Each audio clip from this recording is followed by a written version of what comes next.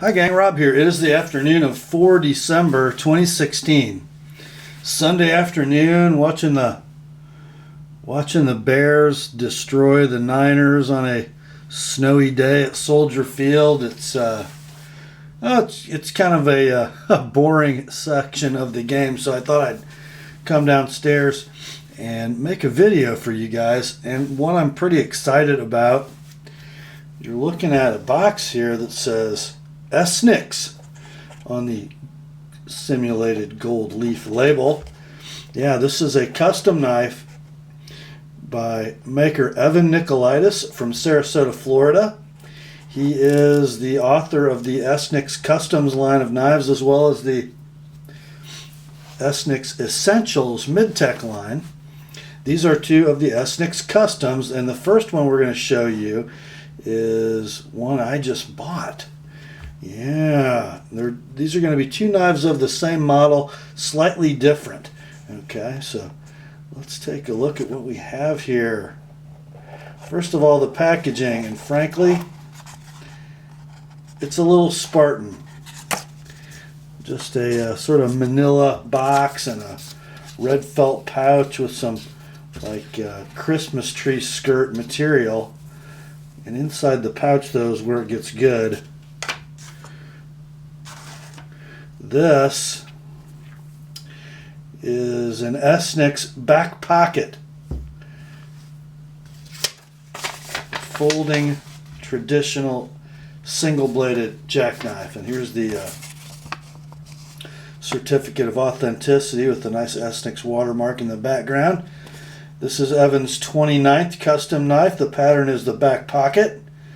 It is fashioned of 01 tool steel, and the handles are desert ironwood. Okay, let's take a look at the knife, shall we? And I used my black suede background because I wanted to sort of be able to show off this desert ironwood. It is very dark desert ironwood. The grain and the figuring are difficult to really showcase except in the right light. You can barely see the sort of reddish brown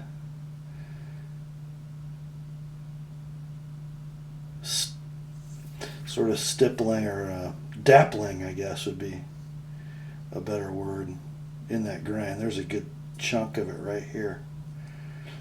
Just beautiful, a beautiful set of desert ironwood covers. Fairly well matched from side to side, with that grain sort of running in this direction. So what is the back pocket? Well, these are full customs by Evan, and this is a large pattern. The handle is 4.5 inches long closed, blade about 3.5 inches. This one a gorgeous sort of conventional clip point. Look at that. The knives are all steel. And before we get into the particulars, I want to give you a quick size comparison. So here's the Esnyx back pocket. Here is a Great Eastern Cutlery number 77 Barlow. So this is the, as we like to think of them, the Bartham, the Yankee Barlow. Okay. That is about a 3 11/16 handle. And here, for you modern folder guys, here's a large Chris Reeve Sebenza. So in length, both handle and blade, more similar to the Sebenza. That's why it's a back pocket pattern. It is designed to go vertically in the back pocket. Some guys will tuck it in beside their wallet. Some guys will let it ride alone in the back pocket, with the lanyard sort of hanging out of the pocket for extraction. And this is a lanyard that Evan put on the knife. So we've got this one, and then we have this one, okay? So this knife made before this knife. The desert ironwood knife with the conventional clip point was a knife Evan made for himself to carry. And he made this knife, I guess, about 8 or 9 months ago, and carried it for about 6 months before cleaning it up and offering it for sale. I think I was the first one he offered it to, and I could not let it go. And then this one with more of a muskrat clip. See the clip starting back here. Evan originally made for sale, but then his dad saw it and said, no, I'll be buying that one. And this is in a gorgeous natural canvas micarta. This is the knife that you've seen twice on previous videos.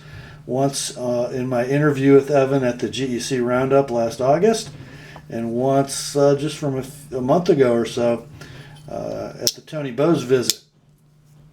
Okay. So 4.5-inch handle, 3.5-inch blade. Both are bare-ended or bare butt knives, as I like to call them, but nicely rounded. Notice the desert ironwood knife, a little more substantial in the butt end and a little more rounded than the micarta knife. The micarta knife is a more slim overall profile, which I think you can see.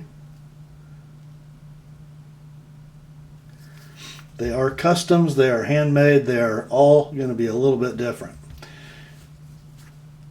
So what about construction? As I said, all steel, 01 blades, and then stainless steel frames, back springs, and bolsters. Okay. The pins are all hammered and then sanded and polished. They are not spun pins like you'd see in a production knife. And then the lanyard tube is also stainless, hand flared, and then finished, hafted basically with the covers. So no brass, no nickel silver in these knives, and there's sort of a reason for that. Not because Evan doesn't like to be traditional, but these are mechanical decisions, really. Okay. Most traditional pocket knives, and we'll pull in the 77 Barlow here.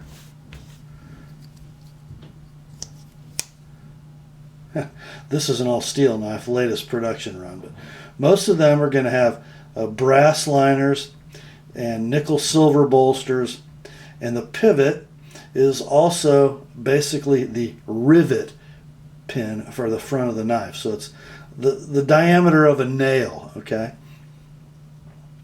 And then it's fitted through the blade tang and both sides of the frame and the bolsters. And then the holes in the bolsters are going to be cone shaped and then straight through. But the cone shape lets the maker peen the end of that pin, filling the cone so that the sides can't pull apart.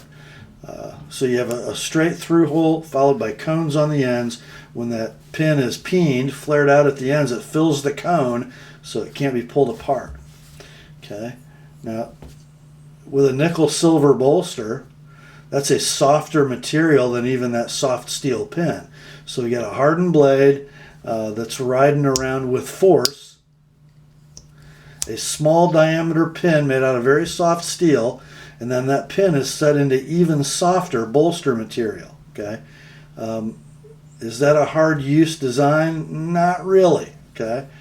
And when we're talking about especially a really large knife like these with a ton of back spring pressure, you hear that?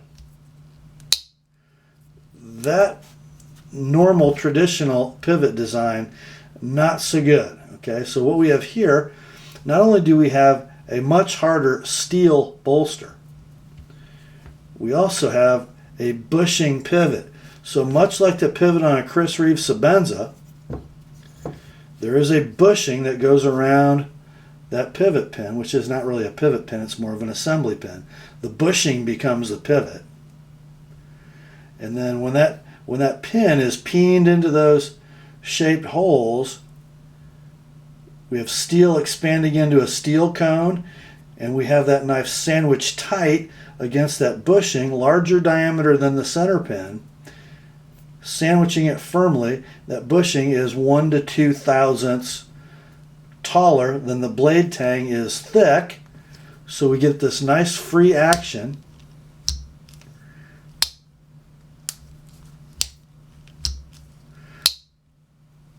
With guess how much side play?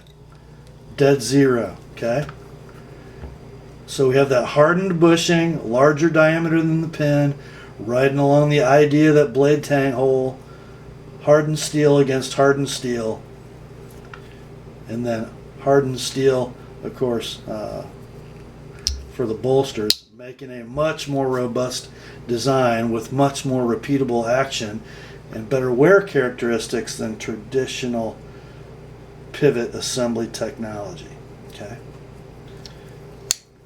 Now this particular knife, as we do a quick flyby, is going to have a vertical satin, and this is sort of the reconditioned satin by Evan. This knife, as I said, was his user for about 6 months, and it is 01. I'm sure it developed some patina. You can see if you look closely, I think the remnants of a couple areas where it had started to pit, right here. I think there's a couple on this side. But he's cleaned it up with a vertical satin. Evan sort of likes to use a very fine satin so it almost appears polished. And then if we look at Dad's knife, which is one that has much less use on it, do a blade wipe. I'll show you Evan's kind of from the maker horizontal satin that he likes to use. This is a hand-rubbed horizontal, okay, with very little, if any, wear on the face of the blade.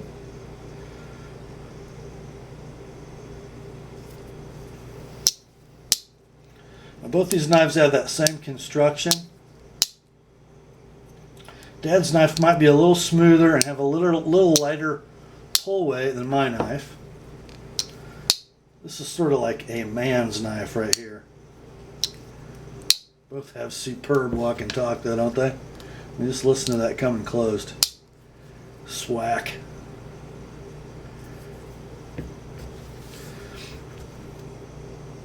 I just lost my lanyard. That's good because I was gonna take it out anyway. I'm not gonna be a back pocket carrier for this knife. I'm gonna be a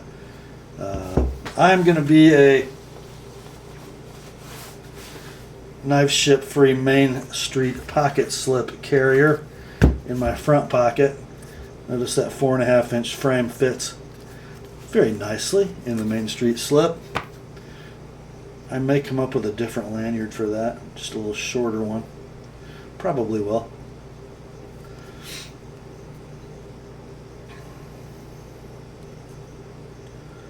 Just beautiful. We use the large GIMP style shield.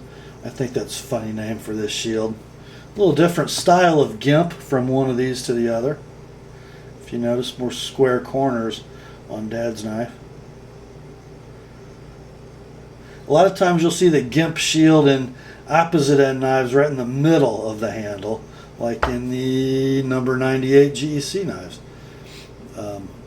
But on a substantial knife, that large grand shield just goes so nicely.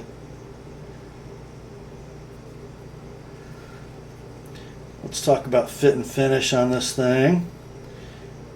The transitions from bolster to desert ironwood are extremely good on all 4 corners. The shield fit is absolutely beautiful. All the pins are totally flush and polished. And look at the lanyard tube. I think that was a little difficult because those covers are starting to round over at the lanyard tube, and he nailed it, man. Just beautiful. Let's look at the termination of the back spring. Straight across.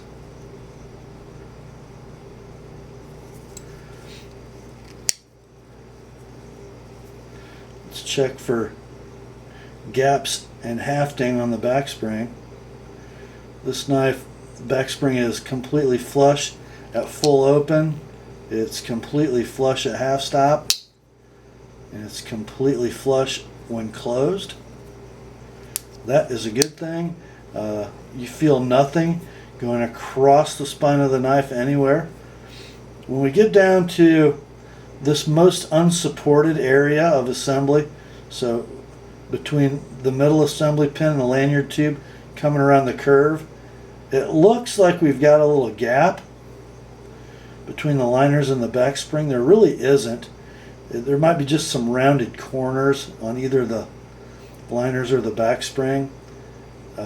When I shine a light through the back, I can see, I mean, a very minute amount of light about here, and then if we come up to this side, about here.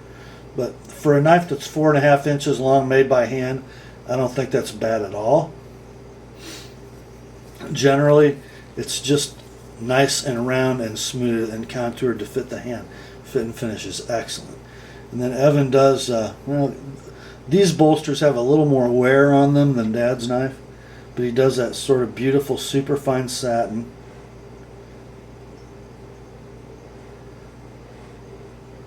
Looks like the chamfers might be a little longer on Dad's knife than they are on mine.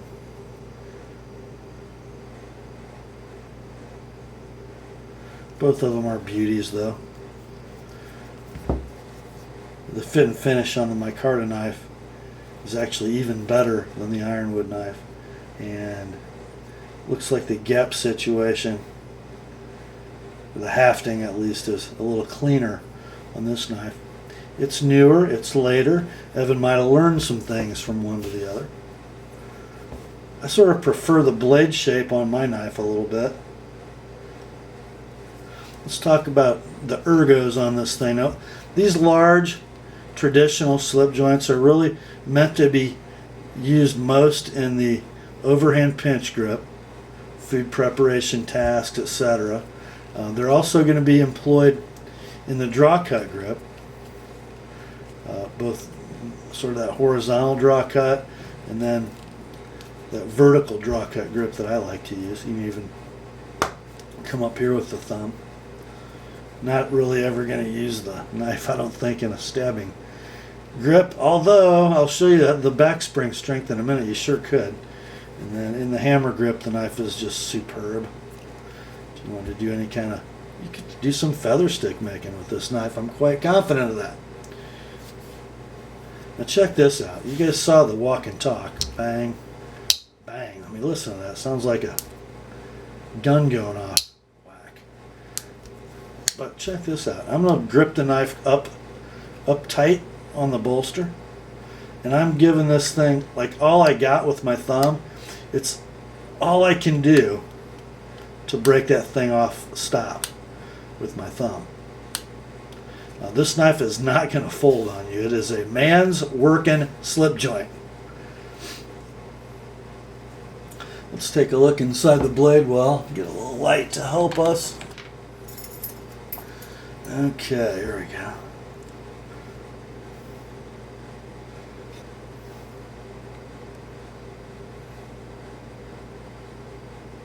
There.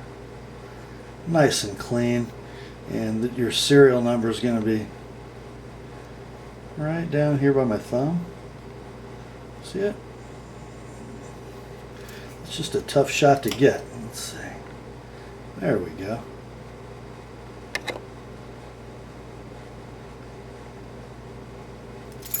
Nice little detail. Oh.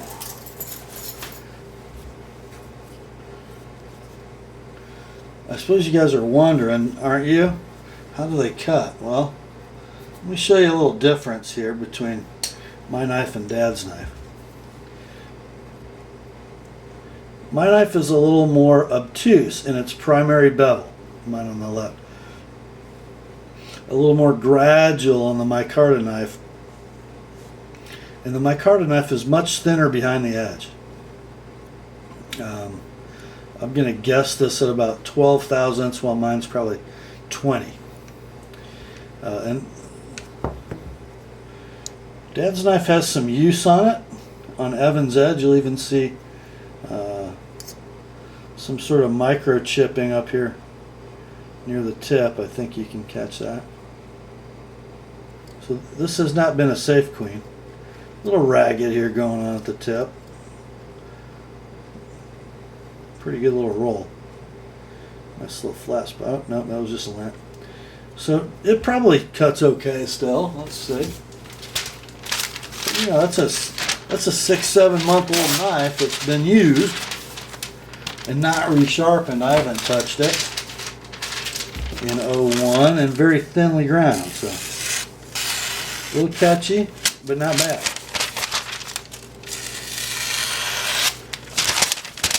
Not super smooth going through the Natchez Shooter Supply catalog paper, and it gets really ragged up through the belly to the tip. But you know what? It still cuts. Imagine that thin blade freshly sharpened, because it is not in pristine shape. You know, as we bring our thumbnail along that edge, from here up, it gets pretty ugly. Just imagine with a finely honed edge. Now, this knife, of course, Evan took out of his pocket a week or two ago and started to clean up for resale. But when it got here, of course, I had to have my way with it. Ran out of blade. Dead silent.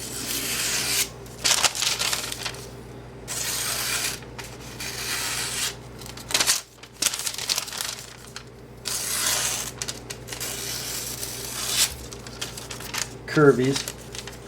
I haven't really tried to push cut with it.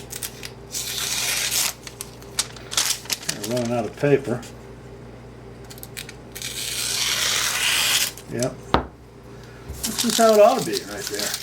And I actually used more of my modern folder geometry. That's a 17 degrees per side secondary bevel with a 20 degree micro. So I sharpened this knife to go to work, not to be a super performance slicer, although it still performs very well, as you saw. I just love this knife. It just falls in to this forward pinch grip. I'm going to have a very hard time getting this knife out of my pocket. Oh man, I'm telling you what, that's all I can do. Oh, that is a man's back spring. With this very far forward nail nick though, it's, I don't know, from close to half stop, it's a 7. Now from half stop to full open, it's an 8. I like that Evan used that sort of progressive pull. Easy to get to half stop, and then you can, you know, you got all this blade sticking out, you can just pinch it wherever. And that little harder pull in the second stage is quite a comfort, actually. You know that thing is right there, ready to go to work. Okay, now there are no Esnyx back pocket models, really, I think, other than the Whittler I showed you guys a few weeks ago, which might still be for sale. I don't think there are any inventory Esnyx knives for sale. The back pocket should be a $500 or $600 custom. Of course, I got kind of a deal from Evan on this one because it was a used knife in his pocket.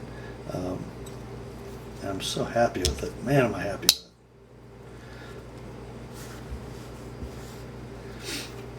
Yeah. It's just a good size. You know, it's not so huge like a 98 GEC. It's about the size as the Bullbuster from GEC. What is that, the number 21 Sodbuster, I think? Or something like that. Maybe 23 Sodbuster, Bullbuster. Almost identical in size. So not so cumbersome that you won't carry it. I will carry this knife and work the heck out of it, I guarantee you. It's the first full custom knife I've purchased myself, too. How about that? But keep an eye on Evan, and I'm going to link his information in the description of this video. A great disciple of the great Tony Bowes. Most of his construction techniques come from come from Tony, or some of them from Tony's son Reese.